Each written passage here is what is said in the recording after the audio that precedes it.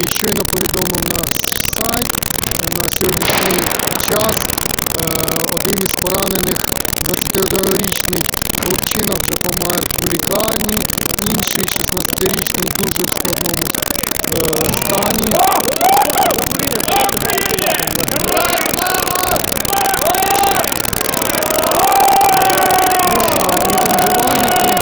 Продовжують штурмувати приміщення СБУ.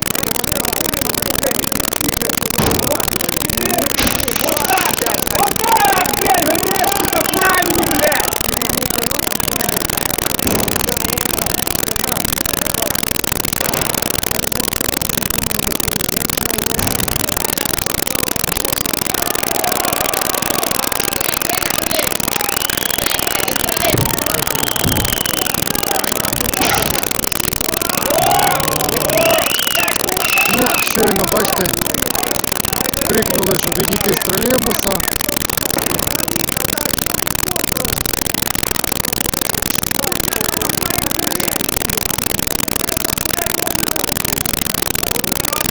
Хлопці, візьміть